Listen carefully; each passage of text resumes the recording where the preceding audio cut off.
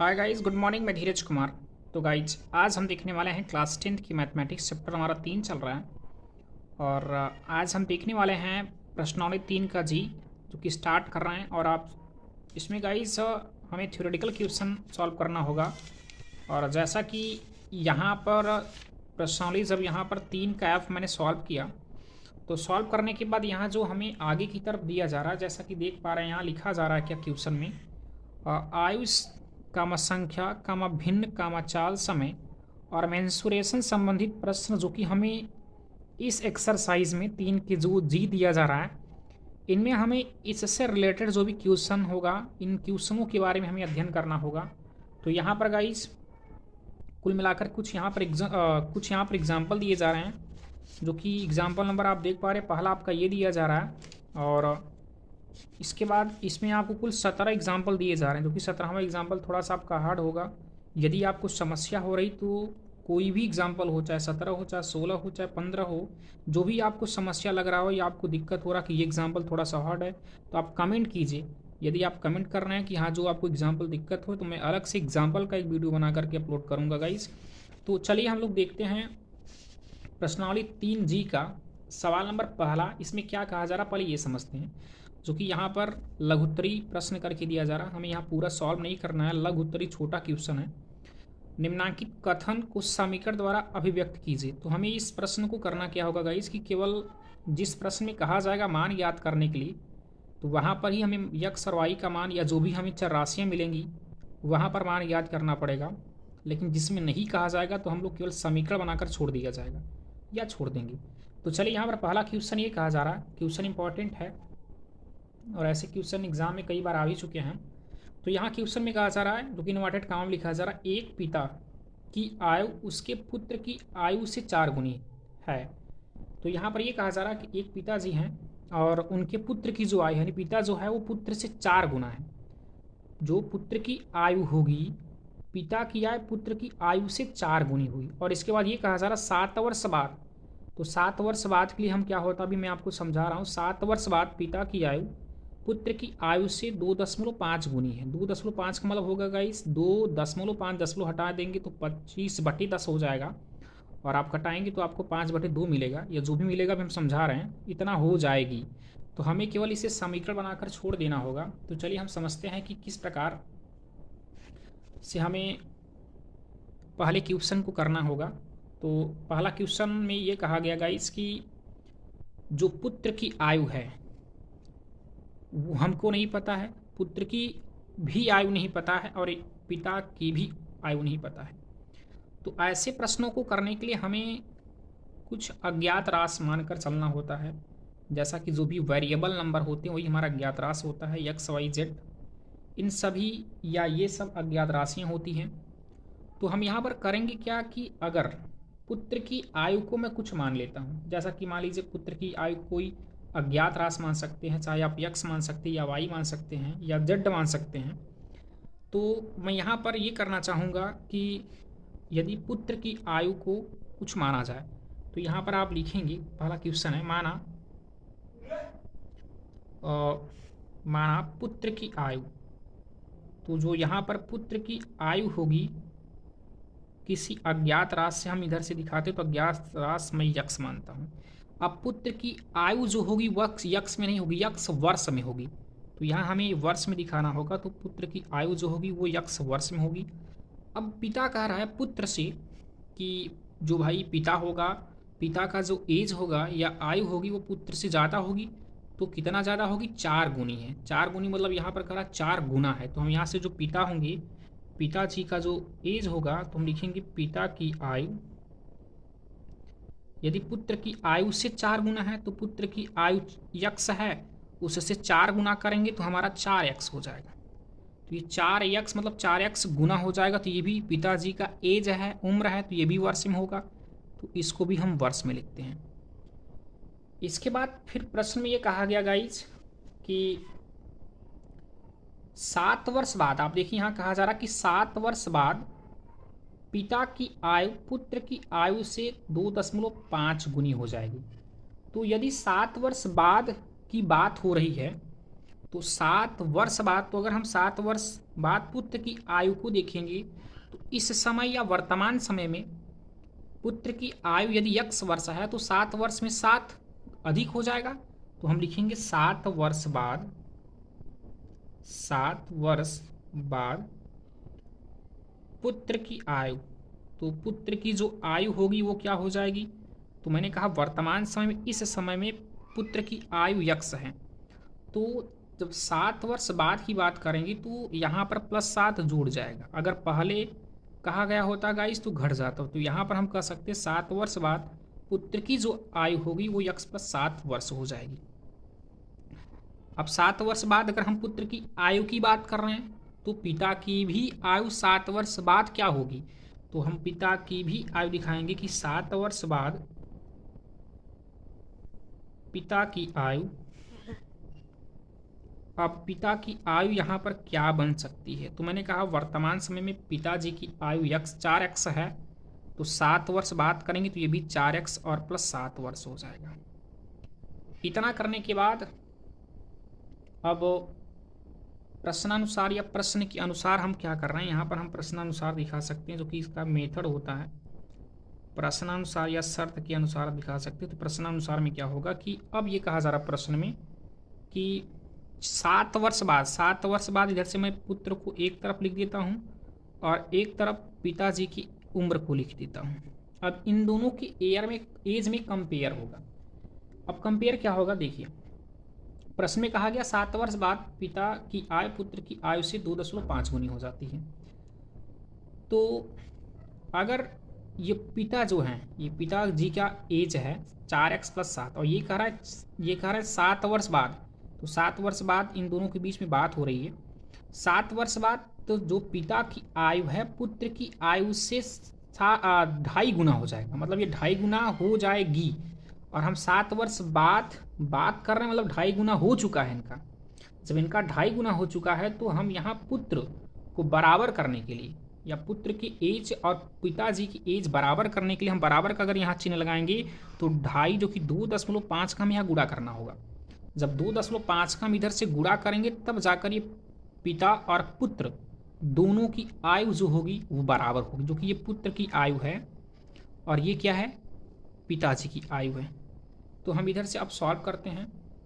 2.5 का गुणा x में करेंगे तो 2.5 x मिलेगा, प्लस कर लीजिए 7 का गुणा 2.5 में करने वाले हैं तो क्या मिलेगा देखिए, 7 × 5 = 35 और हासिल आपका 3, दशमलव नोट करते हैं, 7 दूनी 14 और हासिल आपका 3 मिला था, 14 और 3 17। तो ये 17 है, थोड़ा गाइस ध्यान दीजिएगा, 17 और बराबर ये 4x और प्लस आप 7 लिख दीजिए। अब ये 2.5 x को एक तरफ कर लेते हैं, ये -4x इस तरफ जो कि प्लस में है इस तरफ आएगा माइनस में, बराबर ये +7 था, +7 नोट करते हैं और ये +17.5 है। इसको अगर पक्षांतर करेंगे तो माइनस हो जाएगा 17.5। इनको घटा लेते हैं, तो घटाने पर दिक्कत हो रही तो आप देखिए 2.5 को हम 4 से घटाएंगे तो बड़ी संख्या 4 है, हम 4 को इससे घटाएंगे तो देखिए 4 को मैं 4.0 लिख सकता हूँ और घटाना क्या है 2.5। यहाँ 10 से 0 में से 5 नहीं जाएगी, हासिल 10 होगा, 10 में से 5 मिला, दशमलव के नीचे दशमलव उतार लीजिए, यहाँ 1 हासिल दे चुका है जो कि 3 बचा, 3 में से 2 आपका 1, तो हम यहाँ लिख सकते हैं 1.5 x और बड़ी संख्या जो कि मैंने कहा 4, इसका चिन्ह माइनस में तो माइनस कर दीजिए बराबर। अब ये प्लस में ये माइनस तो प्लस माइनस माइनस हुआ हमारा। अब यहाँ पर हमको क्या करना होगा कि 17.5 में से घटाना होगा 7, तो आप इस प्रकार से 17.5 को घटाना होगा 5 से, तो 5.0 आप लिख सकते हैं, 5 में से 0 तो 5 मिला, 7 में से अगर हम सॉरी गाइज यहाँ 7 है, 7 में से 7 घटाएंगे 0 मिल जाएगा, दशमलव नीचे दशमलव हम रख सकते हैं और 1 यहाँ से मिला आपको 10.5 मिल चुका है। अब यहाँ से x का मान ज्ञात करना चाहेंगे, लेकिन मैंने कहा केवल समीकरण बनाकर आप छोड़ सकते हैं या छोड़ दीजिए, समीकरण बनाकर छोड़ेंगे तो आपका इतना ही आंसर हो जाएगा, जो चीज़ मैंने पक्षांतर किया इतना ही आपका हो जाएगा। और पूरा सॉल्व करना चाहेंगे तो यहाँ से हो जाएगा x बराबर, जो कि बड़ी संख्या चीज़ यहाँ माइनस से माइनस कर लेंगे, x बराबर -10.5 और बटे आपका -1.5, माइनस से माइनस कट जाएगा, दशमलव से दशमलव क्योंकि एक अंक के बाद दशमलव है, तो x बराबर मिलेगा यहाँ पर आपको 105 बटे 15 और 15 पचे 75, सॉरी 15 सत्ते 105। यहाँ से यक्स बराबर क्या मिला 7। अगर यक्स बराबर 7 मिल चुका है अर्थात पुत्र की वर्तमान समय में यदि एज या उम्र 7 वर्ष होगी तो पिताजी का हो जाएगा यक्स के स्थान पर अगर हम 7 रखेंगे तो 7 चौकी 28 जो कि 28 वर्ष हो जाएगा। बट हमें करना क्या चीज़ है गाइस, हमें ऐसे क्वेश्चनों के लिए हमें पूरा नहीं सॉल्व करना होगा जो केवल समीकरण में व्यक्त कर दीजिए बस। तो हमने ये जो स्टेप किया इसको इस तरह पक्षांतर यहाँ पर किया, इसको घटाने पर जो मिलेगा आप इतना ही दिखा देंगे, इतना ही आप स्टेप दिखाएंगे, यही रहा आपका आंसर। और इधर अगर आप पूरा सॉल्व करना चाहते हैं तो यहाँ से आप जैसे कि x का मान 7 मिल चुका है और y का मान मैंने आपको बताया क्या मिलेगा, सॉरी y नहीं, और ये पुत्र जी की एज था तो हम लिख सकते हैं x बराबर 7 जो कि पुत्र जी का एज था और इनके पिताजी का हो जाएगा 4 गुणे 7, यहाँ x है x का स्थान पे 7 जो कि 7 चौके 28, 28 वर्ष इनका हो जाएगा और 7 वर्ष इनका हो जाएगा। तो ये रहा गाइस सवाल नंबर पहला। सवाल नंबर पहले के बाद हम सवाल नंबर दूसरे को देखते हैं और सवाल नंबर दूसरे में क्या कहा जा रहा है देखिए गाइस। तो देखिए सवाल नंबर दूसरे में कहा जा रहा है किसी भिन्न के अंश तथा हर प्रत्येक में 1 जोड़ दिया जाए तो भिन्न का मान 5/6 हो जाता है। तो गाइस इस प्रश्न में ये कहा जा रहा है कि अगर हमारे पास कोई एक भिन्न है, क्योंकि हम जानते हैं कि जो भिन्न होता है भिन्न को हमेशा हम अंश बटे हर अर्थात परमेय संख्या जिसे हम लोग कहते हैं उसे अंश बटे हर में लिखा जाता है। और हमारे पास एक भिन्न है और उस भिन्न में भिन्न होगा तो क्लियर उसमें अंश और हर होगा, तो उसके अंश में कहा जा रहा अंश और हर दोनों में 1 जोड़ दिया जाता है, उसके अंश और हर दोनों में 1 जोड़ दिया जाता है तो उसका मान 5/6 के बराबर हो जाता है। परंतु यदि अंश और हर प्रत्येक में से 1 घटा दिया जाए तो वो भिन्न का मान 4/5 हो जाता है। तो हमको ये कहा कि अगर अंश और हर में 1 घटा दिया जाए उसी भिन्न में जो आपने लिया है उसी भिन्न में अगर मैं उसके अंश और हर में 1 घटा देते हैं तो उसका जो मान होगा वो कहा जा रहा है किसके बराबर हो जाता है, वो 5/4 के बराबर हो जाता है। और इसे हमें युगपत समीकरण बनाइए तो हमें यहाँ केवल समीकरण बनाकर छोड़ देना है।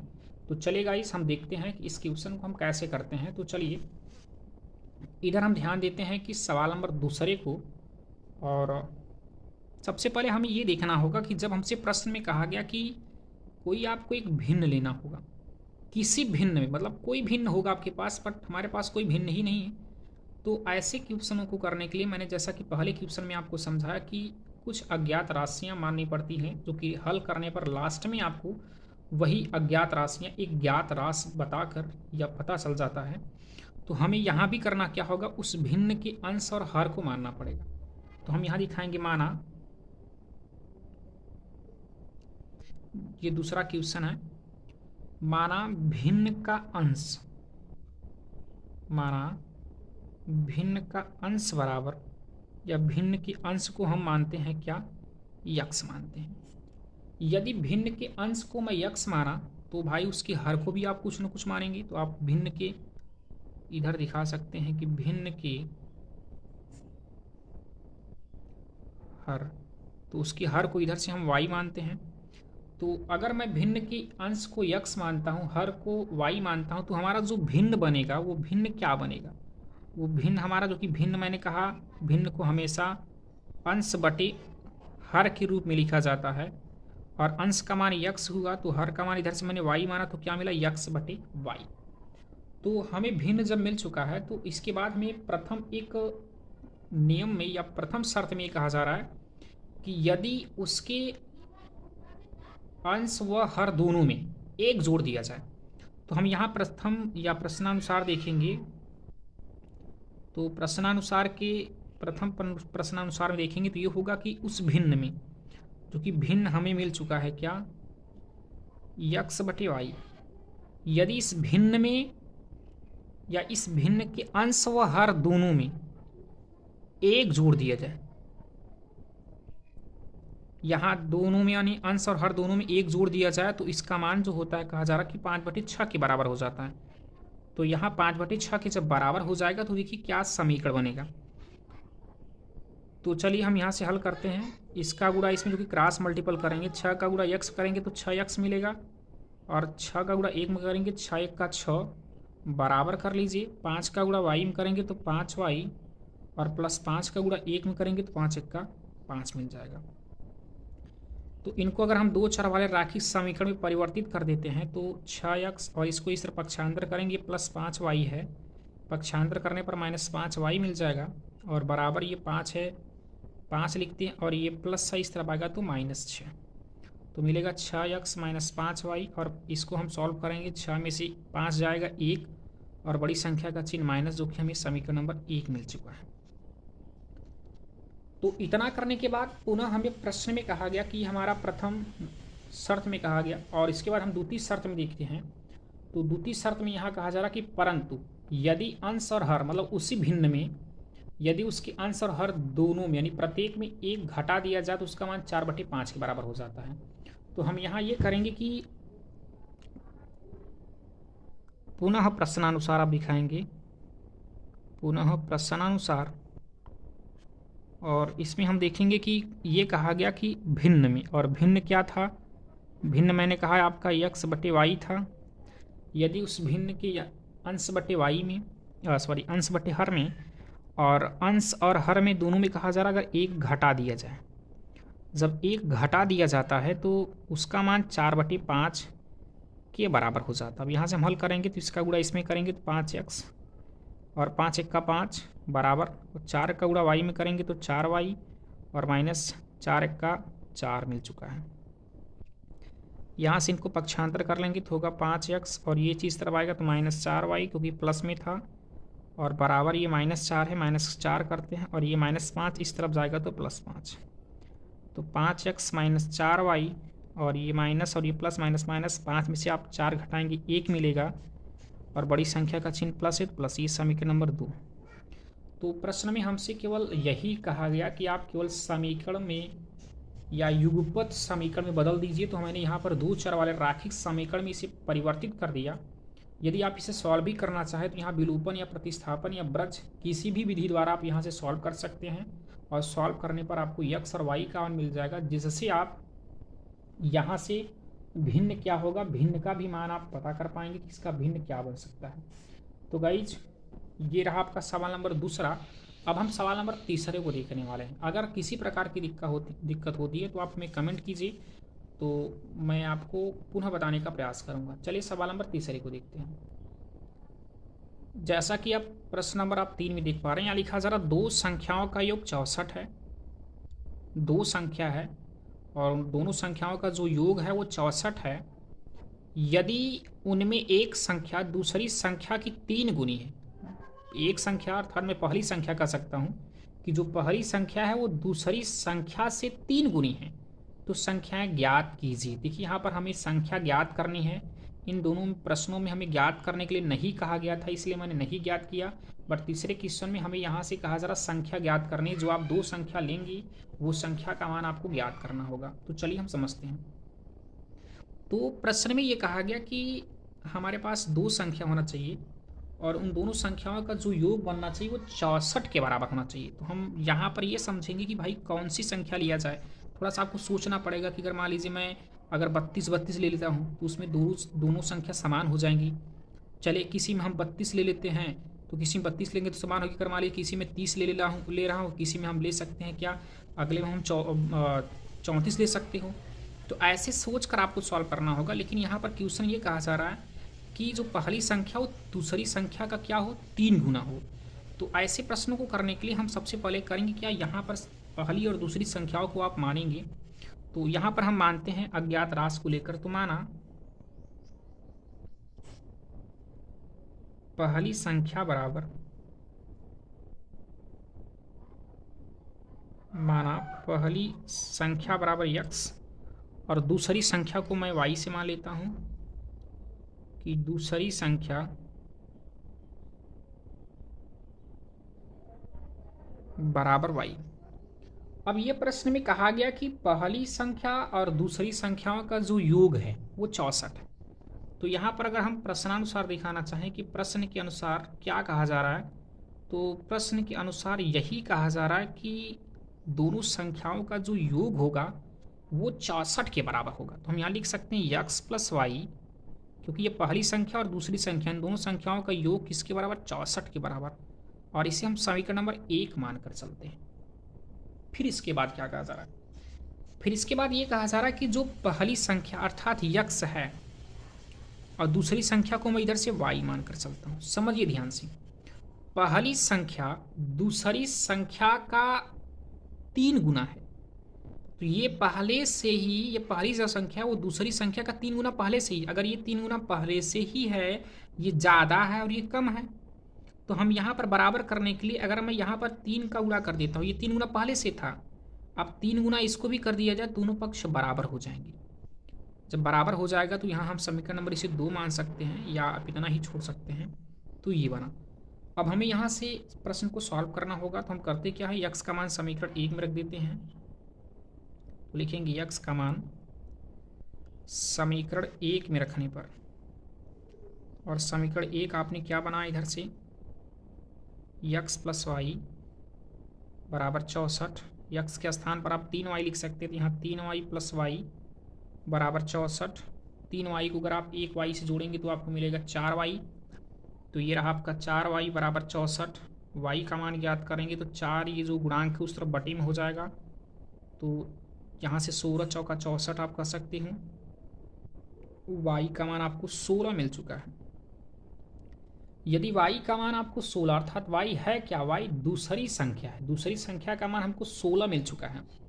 यक्स का मान ज्ञात करने के लिए या पहली संख्या का मान ज्ञात करने के लिए मैं y का मान समीकरण नंबर 1 में रख सकता हूँ। तो यहाँ लिखेंगे y का मान समीकरण 1 में रखने पर, समीकरण 1 हमारा क्या है, यक्स धन वाई बराबर 64। तो y के स्थान पर हम 16 इधर रख दिया गया बराबर 64, और ये प्लस 16 उस तरफ जाएगा तो -16, तो 64 -16, और इधर से हम घटाते हैं। देखिए 6, 4 से आप 6 घटाएंगे नहीं जाएगा, हासिल 14, 14 में से 6 घटाएंगे तो 8, यहाँ बचा 5, और 5 से अगर आप 1 घटाएंगे तो 4 मिलेगा जो कि 48। और यहाँ पर हमें ये कह सकते हैं कि पहली जो संख्या होगी, अतः पहली संख्या जो कि मैंने यक्स माना था, यक्स बराबर हमको 48 मिल चुका है। और जो दूसरी संख्या थी, दूसरी संख्या को मैंने y से माना है, तो y बराबर जो हमको मिला था वो क्या मिल चुका है, 16। तो हमें 16 और 48 हमारा आंसर मिल चुका है। तो ये रहा सवाल नंबर आपका तीसरा। अब सवाल नंबर चौथे की तरफ हम लोग चलते हैं। सवाल नंबर चौथे में ये कहा जा रहा है इसकी, तो सवाल नंबर चौथे में ये कहा जा रहा है, यदि हम अंश में 1 जोड़ दें तथा हर में 1 घटा दें तो भिन्न 1 में बदल जाती है। तो प्रश्न में कहा जा रहा है कि हमारे पास एक भिन्न है और उस भिन्न में यदि उसके अंश में 1 जोड़ दिया जाए और हर में 1 घटा दिया जाए तो उसका जो मान होगा वो 1 के बराबर हो जाता है। 1 में बदल जाने का मतलब वह 1 के बराबर हो जाता है।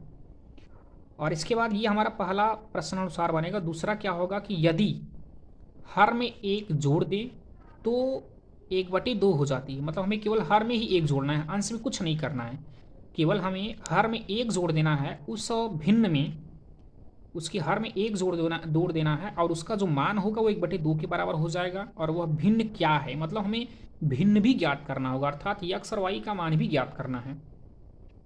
तो हमें यक्स और वाई का मान ज्ञात करना है, तो हम इसके लिए क्या करेंगे कि प्रश्न को पूरा का पूरा सॉल्व करेंगे।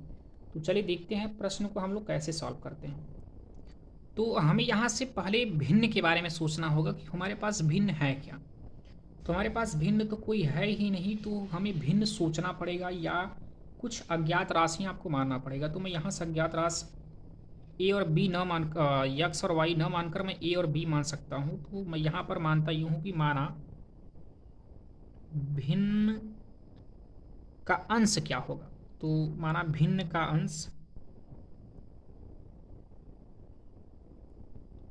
बराबर, इधर से हम मानते हैं ए, भिन्न के अंश को ए से मानते हैं, और जो उसका हर होगा उसके हर को हम मानते हैं बी से। तो जब हमने उस भिन्न के अंश को ए माना है और हर को बी माना है, तो जो हमें भिन्न मिलेगा वो भिन्न क्या बनेगा, तो हमारा जो भिन्न होगा वो a बटे b के बराबर हो जाएगा। जब हमारा वो भिन्न a बटे b के बराबर हो गया तो उसके बाद हमें प्रश्न में ये कहा गया कि जो हमारे पास भिन्न है उसके अंश में एक जोड़ दें तथा हर में एक घटा दें। जो कि आपके पास बुक होगा, आप समझ कर, जब मैं क्वेश्चन पर पढ़ा रहा हूँ तो आपके पास बुक भी होना चाहिए, कॉपी भी होना चाहिए। कॉपी और बुक और पेन लेकर बैठ जाएंगे आप अच्छी तरीके से, तो आपको बढ़िया से समझ में आएगा। तो कहा गया कि हम अंश में एक जोड़ दें और हर में एक घटा दें। तो ये जो भिन्न है, इस भिन्न में हम एक इसके अंश में जोड़ रहे हैं और इसके हर में एक घटाएंगे तो इसका मान एक हो जाएगा। तो हम यहाँ प्रश्नानुसार देखेंगे कि प्रश्नानुसार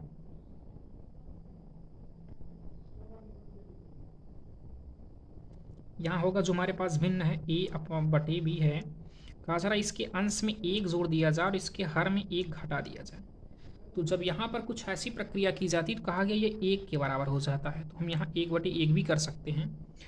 तो जब इसके बराबर होगा तो हमें इक्वेशन क्या मिलेगा, हमारा समीकरण क्या बनेगा। तो हम यहाँ सॉल्व करते हैं, क्रॉस तो कि त्रिय गुणा करेंगे, एक का गुणा इसमें करेंगे तो a धन b ही मिलेगा, एक a धन एक ही मिलेगा, बराबर एक का गुणा इसमें करेंगे तो b माइनस एक ही मिलेगा।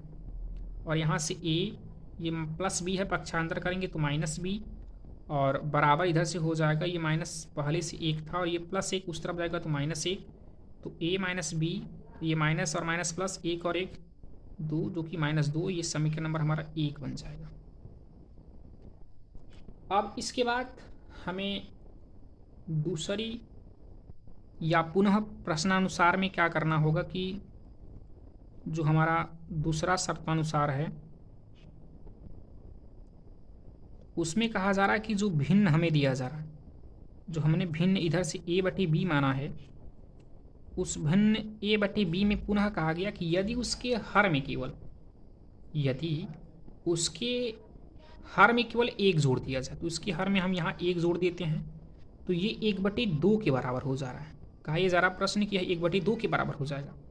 तो चलिए अब यहाँ सॉल्व करते हैं, क्रॉस मल्टीपल, दो का गुणा a में करेंगे तो 2a मिलेगा, एक का गुणा b इसमें करेंगे तो b धन एक मिल जाएगा। तो यहाँ 2a और ये प्लस b इस तरफ आएगा तो माइनस b और बराबर एक, ये समीकरण नंबर हम इसे 2 मान लेते हैं। जब हमें यहाँ से दूसरी शर्तानुसार में भी दिखा गया कि हमें समीकरण 2a माइनस b और बराबर एक मिल चुका है। अब यहाँ पर हमें भिन्न जो कि a और b का मान ज्ञात करने के लिए समीकरण 1 और 2 को हल करना होगा। तो हम यहाँ समीकरण 1 और 2 को हल करते हैं, समीकरण 1 व 2। अच्छा, एक काम हम करते हैं, समीकरण 1 में देखिए यहाँ पर लिखा जा रहा है a माइनस बी बराबर माइनस 2, समीकरण 2 में 2a माइनस बी बराबर 1, समीकरण नंबर 2 है। अगर मैं समीकरण 1 और 2 घटा देता हूँ तो घटाने पर हमें a का मान मिल जाएगा। तो हम यहाँ समीकरण 1 और 2 को घटाने पर, तो चलिए हम इधर घटाते हैं। तो देखिए घटाने पर क्या हमें मिल जाएगा, समीकरण 1 है a माइनस बी और माइनस हो जाएगा क्योंकि हम घटा रहे हैं, तो दाहिने पक्ष को दाहिने पक्ष से, बाएं पक्ष को बाएं पक्ष से, और ये हो जाएगा 2a माइनस बी ब्रैकेट के अंदर बराबर, ये माइनस 2 था, माइनस 2 को घटा रहे हैं, देखिए माइनस का चिन्ह घटा रहा है किससे, 1 से। तो ये a माइनस बी, माइनस गुण अंदर करेंगे तो minus 2a minus minus plus b, और ये माइनस 3 हो जाएगा जोड़ने पर, माइनस माइनस प्लस 2 और 1 3, बड़ी संख्या का चिन्ह माइनस, और देखिए ये प्लस b से माइनस b कैंसिल, ये 2a से आप एक a घटाएंगे तो a मिलेगा, और बड़ी संख्या का चिन्ह माइनस बराबर, ये माइनस 3, ये माइनस से माइनस कट जा रहा है, तो हमें यहाँ से a बराबर क्या मिल चुका है, 3। a जो कि हमारा अंश है, अंश का मान अगर हमको a बराबर 3 मिल चुका है तो हम हर का भी मान ज्ञात करना चाहेंगे। तो हम इधर से करते हैं कि a का मान समीकरण 1 या 2 किसी में रख दिया जाए, तो a का मान समीकरण आप 1 में रख दीजिए, 1 या 2 किसी में मैंने कहा रख सकते हैं, तो समीकरण नंबर 1 में रखते हैं। समीकरण नंबर 1 आपका बना जा रहा है क्या, a माइनस बी बराबर माइनस 2, तो यहाँ a के स्थान पर 3 लिख सकते हैं, तो 3 माइनस बी बराबर माइनस 2, और ये प्लस 3 है, पक्षांतर करेंगे तो माइनस 3 हो जाएगा, तो माइनस बी बराबर माइनस 2, और ये प्लस 3 इस तरफ आएगा तो माइनस 3, तो माइनस बी बराबर माइनस माइनस प्लस 2 और 3 5, बड़ी संख्या का चिन्ह माइनस, तो माइनस 5, और ये माइनस माइनस कैंसिल आउट, यहाँ से b बराबर हमको मिल चुका है 5। तो जो हमें यहाँ से b का मान 5, जो कि b हमारा क्या हर है, तो हर का मान हमको अगर 5 मिल चुका है, अंश का मान a मिल चुका है, 3 मिल चुका है, तो लिखेंगे तब दिए गए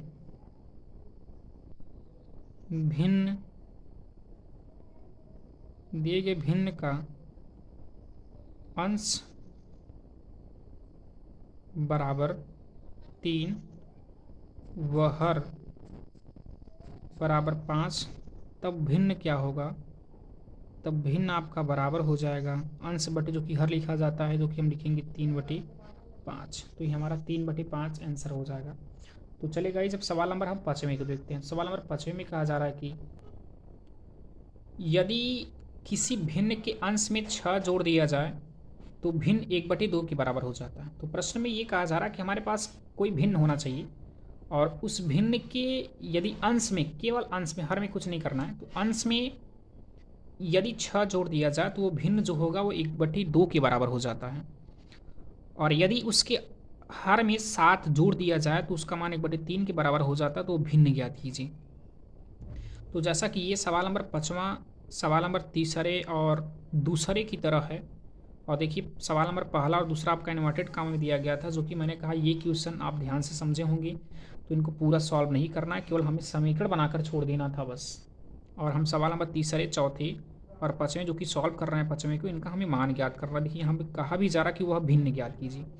तो चलिए सवाल नंबर 5वें को हम लोग सॉल्व करते हैं। तो यहाँ कहा जा रहा किसी भिन्न के अंश में 6 जोड़ दिया जाए तो 1/2 हो जाता है। तो पहले हम भिन्न मानेंगे, तो हमें यहाँ जो भिन्न हमारा बनेगा तो हम दिखाएंगे कि माना भिन्न का अंश, जो भिन्न का अंश बनना चाहिए वो अंश हमारा x माना और हर को मैंने क्या माना? y माना। तो जो हमारा भिन्न बनेगा वो भिन्न हमारा हो जाएगा x/y। जब x/y हो जाएगा तो कहा जा कि भिन्न में या दिए गए भिन्न या किसी भिन्न के अंश में 6 जोड़ दिया जाए, तो हम यहाँ x/y के अंश में ही केवल 6 जोड़ेंगे, तो ये इसका मान जो होगा वो 1/2 के बराबर हो जाता है। अब इसके बाद सॉल्व करते हैं। इसका गुणा अगर आप इसमें करेंगे तो 2x और प्लस 2 छंग 12 बराबर y1 का y, और ये 2x ये प्लस y पक्षांतर करेंगे तो माइनस y बराबर या प्लस 12 ही कर दीजिए आप, और बराबर आपका 0 होगा। अब इसी प्रकार फिर ये कहा जा रहा है कि यदि उसके यानी उस भिन्न में, तो वो भिन्न क्या है? तो भिन्न यहाँ पर हम पुनः दिखाएंगे कि भाई भिन्न हमारा x/y है। फिर कहा गया भिन्न के हर में 7 जोड़ दिया जाए, तो हमें यहाँ केवल उसके हर में 7 जोड़ देना होगा, तो जो उसका मान होगा वो बराबर हो जाएगा 1/3 की। अब यहाँ से करेंगे इसका गुणा इसमें करेंगे 3x बराबर इसका गुणा इसमें करेंगे y और प्लस 7 हो जाएगा। तो यहाँ से 3x, ये प्लस y इस तरफ आएगा तो माइनस y, और प्लस 7 इस तरफ आएगा तो -7 बराबर 0 होगा। इसके बाद हम समीकरण 1 और 2, जो कि हमारा ये समीकरण नंबर 1 रहा और ये समीकरण नंबर 2 रहा, समीकरण 1 और 2 को घटा देते हैं तो हमें y या x किसी न किसी का मान जरूर मिल जाएगा। तो हम यहाँ लिखेंगे समीकरण 1 व 2 को घटाने पर। तो जब हम घटाएंगे तो समीकरण 1 हमारा है 2x माइनस वाई, और माइनस कर देंगे समीकरण 2 हमारे यहाँ ब्रैकेट करते हैं 3x माइनस वाई बराबर, और सॉरी गाइस चलिए कोई बात नहीं, यहाँ प्लस माइनस 12 था, प्लस 12 था, प्लस 12 पक्षांतर करेंगे तो -12 हो जाएगा, और ये -7 पक्षांतर करेंगे +7 हो जाएगा। तो हम यहाँ प्लस करते हैं और सॉरी घटाते हैं तो ये -7 हो जाएगा, प्लस माइनस माइनस। चलिए तो 2x माइनस वाई, और ये माइनस जुड़ा प्लस करेंगे तो प्लस माइनस माइनस 3x, और ये माइनस माइनस प्लस वाई हुआ, और 12 माइनस प्लस माइनस माइनस 12 और 7 19, तो 19 हुआ, बड़ी संख्या का चिन्ह माइनस, तो माइनस 19 मिल चुका है। देखिए यहाँ से ये प्लस वाई माइनस वाई से कैंसिल, और 3 तो 5x मिलेगा, तो 5x बराबर 19, और यहाँ पर -19 मिल चुका है उस जैसा कि। तो गाइज यहाँ से हमें 2x को -3x है तो हम यहाँ घटाना पड़ेगा, तो 3x में से 2x जाएगा तो 1x बचेगा, और बड़ी संख्या का चिन्ह माइनस, तो यहाँ माइनस और ये भी आपका माइनस मिला, तो यहाँ -x बराबर -19, ये माइनस से माइनस कट जाएगा तो हमें मिलेगा x बराबर क्या 19। तो जब हमें x का मान 19 मिल चुका है तो y का मान ज्ञात करने के लिए x का मान समीकरण नंबर मैं 1 या 2 में रख सकता हूँ। तो लिखेंगे x का मान समीकरण आप 1 में रख दीजिए। 1 में रखने पर समीकरण नंबर 1 क्या है, यहाँ देख पा रहे हैं 2x माइनस वाई प्लस 12 बराबर 0। और x के स्थान पर हमें 19 रखना है। तो देखिए यहाँ 2 गुणे 19 हो जाएगा और माइनस वाई और प्लस 12 बराबर 0। देखिए 19 दूना 38, ये 38 और माइनस वाई और प्लस 12 बराबर 0। अब इसके बाद हम यहाँ से 38 भी प्लस में है, 12 भी प्लस है। तो 38 और 12 को जब जोड़ेंगे तो हमें 50 मिल जाएगा। 38 12 50 की देखिए 8 और 2 10 0 हासिल लगाइए, 3 और 1 4 1 हासिल 5 और माइनस वाई बराबर 0। ये देखिए गाइस प्लस वाई 50 है, ये प्लस 50 को पक्षांतर करेंगे तो क्या होगा माइनस 50। तो माइनस यहाँ वाई बराबर माइनस 50, तो ये माइनस से माइनस कैंसिल आउट, तो वाई बराबर क्या मिलेगा 50। तो यहाँ हमें y का मान क्या मिल चुका है, y का मान 50 मिल चुका है और x का मान 19 मिल चुका है। तो हमें जो ये भिन्न ज्ञात करना था, तो हमारा जो भिन्न होगा वो भिन्न मैंने x बटे y माना था, तो x के स्थान पर हमें 19 मिल चुका है और y के स्थान पर 50। तो हमारा जो भिन्न प्राप्त होगा वो 19 बटे 50 होगा। तो गाइज आज के लिए इतना ही। तो अगर आपको कहीं दिक्कत हो रही तो आप हमें कमेंट कीजिए या वीडियो आप दोबारा देखेंगे तो क्लियर है, आप समझ जाएंगे। तो ओके गाइज आज के लिए इतना है, थैंक यू।